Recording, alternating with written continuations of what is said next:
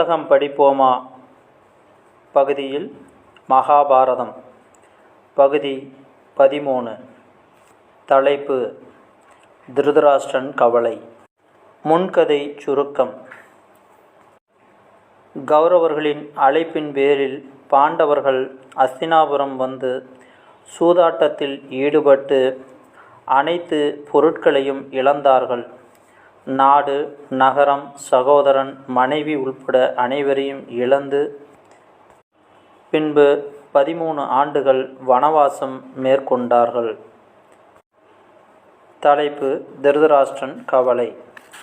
பாண்டவர்கள் வனம் செல்ல புறப்பட்டார்கள். நகர வீதிகளில் ஜனக்கூட்டத்தின் நெருக்கடி நடக்க இடமில்லாமல் இருந்தது. மாளிகைகளிலும் தேவ ஆலயங்களிலும் கோபுரங்கள் மேலும் மரங்கள் மேலும் ஜனங்கள் ஏறி உட்கார்ந்து பார்த்தார்கள். பெண்கள் உப்பரிகையிலும் பலகணியிலும் வழியாக பார்த்து கொண்டிருந்தார்கள். உடையுடனும் வாத்தியத்துடனும் பவனி செல்ல வேண்டிய தர்மபுத்திரன் மரவுரியும் தோளும் உடுத்தி கால்நடையாக வனம் சென்றதை பார்த்து மக்கள் எல்லோரும் ஆஹா சீச்சி என்று சொல்லி கண்ணீர் சொரிந்தார்கள். திருதராஷ்டிரன் விதுரனுக்கு சொல்லி அனுப்பினான். விதுரா, பாண்டு புத்திரர்கள் திரௌபதியும் எப்படி செல்கிறார்கள்? கண்ணால் பார்த்து தெரிந்து கொள்ள இயலாதவனுக்கு நீ சொல்ல வேண்டும் என்று கேட்டான். குந்தி புத்திரனான யுதிஷ்டன் துணியினால் முகத்தை மூடிக்கொண்டு போகிறான். பீமன் தன் கைகள் இரண்டையும் பார்த்து கொண்டு போகிறான். அர்ஜுனன் மணலை எடுத்து தூவி கொண்டு போகிறான். நகுல சகாதேவர்கள் உடம்பெல்லாம் புழுதி பூசிக்கொண்டு தர்மபுத்திரன் பின் போகிறார்கள். திரௌபதி விரிந்த கூந்தலால் முகம் முழுவதும் மூடியவளாக கண்ணீர் சொரிந்து கொண்டு தர்மபுத்திரனின் பின் செல்கிறார். புரோகிதர் தௌமியர் யமனை பற்றி சாமகீதங்களை ஸ்வரத்துடன் பாடிக்கொண்டு கூட செல்கிறார் என்றான் விதுரன். இதை கேட்ட திருதராஷ்டிரனுக்கு முன்னை விட அதிகமான பயமும் கவலையும் உண்டாயின. நகரத்திலுள்ள ஜனங்கள் என்ன சொல்கிறார்கள் என்று மறுபடியும் கேட்டான். மகாராஜாவே, எல்லா வர்ணத்தாரும் நம்மை இகழ்ந்து சொல்லும் சொற்களால் சொல்கிறேன் கேளும். நம்முடைய நாயகர்கள் ஊரை விட்டு போகிறாரே. கௌரவ வம்சத்து பெரியோர்களெல்லாம் அறிவடையாத பாலகர்களைப் போல் நடந்து கொண்டார்களே. சீச்சி, இதுவென்ன துராசை? பாண்டு புத்திரர்களை திருதராஷ்டிரன் காட்டுக்கு அனுப்பினான் என்று நகரத்து ஜனங்கள் எல்லோரும் நம்மை ஏசுகிறார்கள். ஆகாயத்தில் மேகமில்லாமலேயே மின்னல்கள் உண்டாயின, பூமியும் நடுங்கிற்று. இதை போன்று வேறு கெட்ட உத்பாதங்களும் தோன்றின என்றான். இவ்வாறு திருதராஷ்டிரனும் விதுரனும் பேசிக்கொண்டிருந்தபோது நாரதர் திடீரென்று பிரசன்னமானார். இன்றைக்கு 14வது வருஷத்தில் துரியோதனன் செய்த பிழையினால் கௌரவர்கள் அழியப் போகிறார்கள் என்று திருதராஷ்டிரனுக்கு சொல்லிவிட்டு தேவரிஷி மறைந்தார். துரியோதனனும் அவன் சகாக்களும் பயமடைந்து துரோணனிடம் சென்றார்கள். ஆச்சாரியரே, ராஜ்யமெல்லாம் உமது, நீரே தஞ்சம், எங்களை கைவிடலாகாது என்று அவரை கெஞ்சினார்கள். இதை கேட்ட துரோணர், பாண்டவர்கள் தேவர்களின் அம்சம், அவர்களை யாரும் வெல்ல முடியாது. இது அறிவுடையோரின் அபிப்பிராயம். இதை நான் அறிந்திருந்தாலும் என்னை சரணடைந்த உங்களை நான் விட்டுவிட முடியாது. உங்களுக்கு என்னால் கூடிய அளவு முழுமனதோடும் அன்போடும் உதவி செய்வேன். ஆயினும் விதியானது மிக வலிமையுடையது. பாண்டவர்கள் வனவாசம் முடிந்த கோபத்தோடு திரும்பி வருவார்கள். துருபதன் மேல் எனக்கு உண்டான கோபத்திற்காக நான் அவனை ராஜ்யத்திலிருந்து தள்ளி அவமானப்படுத்தினேன். என்னை கொல்வதற்காகவே வேண்டி ஒரு புத்திரனை யாகம் செய்து துருபதன் திருஷ்டுத்யும்மனை பெற்றிருக்கிறான். அவன் பாண்டவர்களுக்கு நெருங்கிய பந்துவும் சிநேகிதனும் ஆகிவிட்டான். என்னை கொல்வதற்காகவே அவனுக்கும் பாண்டவர்களுக்கும் சிநேகம் சம்பந்தமும் விதிவசமாக ஏற்பட்டிருப்பதாக உலகத்தார் எல்லோரும் பேசி வருகிறார்கள். நீங்கள் செய்து வந்த காரியமெல்லாம் அந்த பேச்சை உண்மையாக்குவதாகத்தான் இருக்கிறது. உங்களுடைய நாள் கிட்டி வருகிறது. உங்களுடைய நன்மையை செய்து கொள்ளுங்கள். பெரிய யாகங்களை செய்யுங்கள். சுகங்களை அனுபவித்து விடுங்கள். தானங்கள் கொடுங்கள். 14வது வருஷத்தில் ஆபத்து வரப்போகிறது. துரியோதனா, தர்மபுத்திரனோடு சமாதானம் செய்து கொள். நான் சொல்வதை சொன்னேன், பிறகு உன் இஷ்டம் என்றார். துரோணருடைய உபதேசம் துரியோதனனுக்கு கொஞ்சமும் பிடிக்கவில்லை. பூபதியே, ஏன் துயரப்படுகிறீர் என்று ஒரு நாள் திருதராஷ்டிரனை சஞ்சயன் கேட்டான். பாண்டவர்களை பகை செய்து கொண்ட பிறகு துயரமின்மை ஏது என்றான் கண்ணில்லாத அரசன். சஞ்சயன், நீர் சொல்வது உண்மையே. கெட்டுப்போக வேண்டியவனுடைய மதி அழிந்து போகிறது. நல்லவையெல்லாம் தீயவை போலவும் தீயவையெல்லாம் நல்லவை போலும் அவனுக்கு தோன்றும். காலமானது தானே நேராக ஒரு தடியை எடுத்து மனிதனின் தலையை உடைப்பதில்லை. காரியங்களை மறைவாக அவனையே செய்யச் செய்து மனிதனை பள்ளத்தில் தள்ளுகிறது. உம்முடைய பிள்ளைகள் பாஞ்சாலியை அவமானப்படுத்தினார்கள், தங்கள் நாசத்தை தாங்களே தேடிக்கொண்டார்கள் என்றான். அறிவாளியான விதுரன் தர்மத்துக்கும் ராஜநீதிக்கும் ஒத்த சொல்லை சொன்னான். நான் அதை கேட்கவில்லை. மூட மகனுடைய விருப்பத்தை அனுசரித்தேன். நாம் ஏமாந்தோம் என்றான் திருதராஷ்டிரன். அடிக்கொரு தரம் விதுரன் திருதராஷ்டிரனை வற்புறுத்தினான். உம்முடைய மகன் பெரும் பாவம் செய்தான். தர்மபுத்திரன் வஞ்சிக்கப்பட்டான். உம்முடைய குமாரர்களை கெட்ட வழியிலிருந்து திருப்புவது உம்முடைய கடமையல்லவா? உம்மால் கொடுக்கப்பட்ட ராஜ்யத்தை பாண்டு புத்திரர்கள் மறுபடியும் அடைந்து அனுபவிக்க நீர் ஏற்பாடு செய்ய வேண்டும். யுதிஷ்டனை வனத்திலிருந்து திரும்பி வரச் செய்து சமாதானம் செய்யும். துரியோதனன் உம்முடைய ஆலோசனையை கேட்காவிட்டால் அவனை அடக்க வேண்டும் என்று விதுரன் பல தடவை திருதராஷ்டிரனுக்கு சொன்னான். முதலில் இவ்வாறு சொல்லும்போது திருதராஷ்டிரன் சும்மா கேட்டு கொண்டிருந்தான். விதுரனுடைய அறிவு மேலானது என்று திருதராஷ்டிரனுக்கும் அவ்விடத்தில் பூரண மதிப்பு. ஆனால் வர வர பொறுமையை இழந்தான். ஒரு நாள், விதுரனே, நீ எப்போதும் பாண்டவர்களை பற்றி சாதகமாகவும் என் மக்களை பற்றி விரோதமாகவுமே பேசுகிறாய். நீ எனக்கு சத்ருவென்றே தோன்றுகிறது. எங்கள் நன்மையை நீ விரும்பவில்லை. துரியோதனன் என் தேகத்திலிருந்து உண்டானவன். அவனை எவ்வாறு விட்டுவிட முடியும்? நியாயமில்லாமலும் இயற்கைக்கு விரோதமாகவும் யோசனை சொல்வதில் என்ன பயன்? இனி நான் உன்னை நம்ப முடியாது.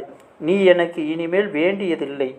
உனக்கு இஷ்டமானால் பாண்டவர்கள் இருக்குமிடம் நீயும் போகலாம் என்று கோபமாக சொல்லிவிட்டு விதுரனுடைய மறுமொழிக்கு கூட காத்திராமல் திருதராஷ்டிரன் அந்தப்புறம் போய்விட்டான். இதில் நாம் புரிந்து கொள்ள வேண்டிய விஷயம் ஒன்று இருக்கிறது. நமக்கு நேரம் கெடும்போது, காலமும் சூழ்நிலையும் ஒத்து வராத போது நமக்கு ஆலோசனை சொல்பவர்களையே அல்லது நம்மை வழிநடத்துபவர்களையே நாம் பகைத்து கொண்டு அவர்களின் வெறுப்பையும் சம்பாதித்து கொள்வோம். அதனால் தீங்கு நமக்கு தான் அதிகமாகும். இன்றைய காலகட்டங்களில் எல்லா மனிதர்களும் இந்த விஷயத்தை தான் கடைபிடிக்கிறார்கள். திருதராஷ்டிரன் விதுரனிடம் இவ்வாறு கூறியதும், இனி இந்த குலம் நாசம் என்று தீர்மானித்து கொண்டு வேகமாக குதிரைகள் பூட்டிய ரதத்தில் ஏறி பாண்டவர்கள் இருந்த வனத்திற்கு சென்றான் விதுரன். விதுரன் நகரத்தை விட்டு போனதும் திருதராஷ்டிரன் மறுபடியும் கவலையடைந்தான். என்ன செய்வேன்? பாண்டவருடைய பலத்தை இன்னும் அதிகரித்து விடும்படியான வழியை தேடினேனே. விதுரனை துரத்தியது பெருந்தவறு என்று நினைத்து சஞ்சயனை கூப்பிட்டு, சஞ்சயனே, நான் என் பிரிய சகோதரன் விதுரனை தகாத சொல்லிவிட்டேன். அவன் கோபம் கொண்டு வனம் சென்று விட்டான். நீ உடனே போய் விதுரனை கண்டு எப்படியாவது சமாதானம் சொல்லி அழைத்து வா என்றான். சஞ்சயன் விரைவாக சென்று வனத்தில் பாண்டவர்கள் இருந்த ஆசிரமத்தை அடைந்தான். பாண்டவர்கள் மான் தோல் உடுத்தி ரிஷிகளுடன் இருந்ததை பார்த்தான். அவ்விடம் விதுரர் இருப்பதை கண்டான். தான் செய்த குற்றத்திற்கு திருதராஷ்டிரன் பச்சாதாபப்படுவதை தெரிவித்தான். நீ திரும்பாமற் போனால் திருதராஷ்டிரன் உயிர் நீப்பான். சீக்கிரம் பாண்டவர்களிடம் விடைபெற்று கொண்டு அரசன் சபையை சேருவீராக என்று வணக்கமாக சஞ்சயன் சொன்னான். இந்த செய்தியை கேட்டதும் விதுரன் யுதிஷ்டனிடம் விடைபெற்று கொண்டு புறப்பட்டு அஸ்தினாபுரம் வந்த விதுரனை திருதராஷ்டிரன் கட்டி தழுவிக்கொண்டு, குற்றமற்றவனே, என்னால் அவசரத்தில் சொல்லப்பட்ட பேச்சை நீ பொறுத்தருள வேண்டும் என்று அழுகுரலில் சொன்னான். இதிலும் நாம் புரிந்து கொள்ள வேண்டிய ஒரு விஷயம் என்று உள்ளது. கால சூழ்நிலை காரணமாக தவறாக ஒருவரை உதாசீனப்படுத்தி பேசிவிட்டால் அதற்கு உடனடியாக தீர்வை தேடி அதை சரி செய்ய வேண்டும். காலம் தாழ்த்தினால் அதற்குண்டான பிரச்சனை மிகவும் தீவிரமடைந்து பின்பு தீர்க்க முடியாமலே போகும். திருதராஷ்டிரன் உடனே அந்த பிரச்சனைக்காக தீர்வை தேடி அதன்படி நடந்ததால் விதுரர் மீண்டும் அஸ்தினாபுரம் வந்தார். ஒரு நாள் மைத்ரேய ரிஷி திருதராஷ்டிரன் சபைக்கு வந்தார். அரசன் ரிஷியை வணங்கி வரவேற்றான். பகவானே, வீரர்களும் எனக்கு பிரியமான மக்களுமான பாண்டவர்களை குருஜாங்குலத்தில் கண்டீரே. அவர்கள் சுகமா? வனத்திலே இருக்க விரும்புகிறார்களா? நம்முடைய குலத்தில் சிநேகம் குறைவடையாமல் இருக்குமா? ஆசீர்வதிக்க வேண்டும் என்று திருதராஷ்டிரன் முனிவரை கேட்டான். மைத்ரேயர், காமிய வனத்தில் தற்செயலாக தர்மபுத்திரரை பார்த்தேன். வனத்தில் உள்ள ரிஷிகளும் அவரை பார்க்க வந்திருக்கின்றார்கள்.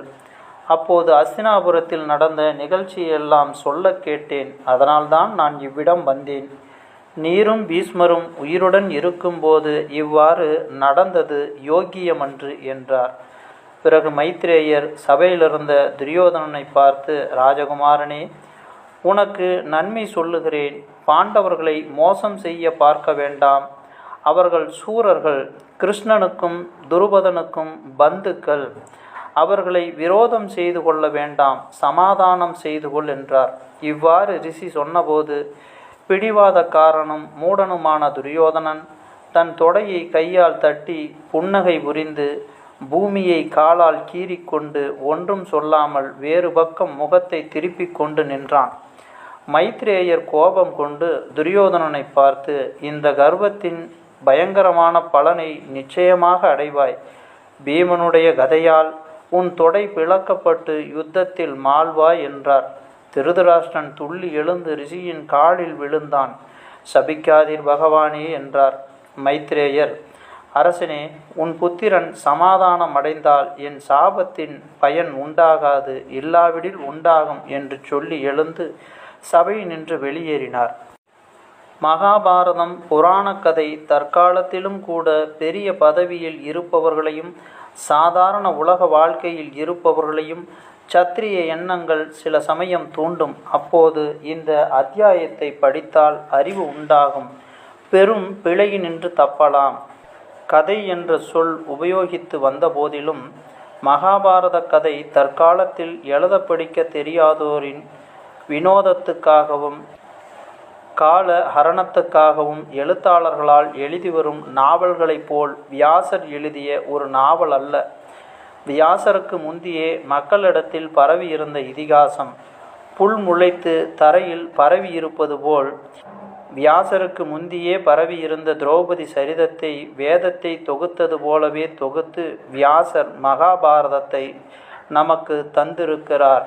புராண கதைகளும் சாதாரண கால ஹரண கதைகளும் இதுவே வித்தியாசம். மகாபாரதம் ஒரு இதிகாசம், இது ஒரு நாவல் அல்ல. புல்லிலிருந்து புல் உண்டாகுமே தவிர நாம் ஒரு புல்லை உண்டாக்க இயலாது. அதுபோலவே மகாபாரதத்தை யாரும் உட்கார்ந்து எழுதினார்கள் இல்லை. பாரத தேசத்தில் தானாக உண்டான இதிகாசம் இது. அடுத்த தலைப்பு, கிருஷ்ணனின் சபதம்.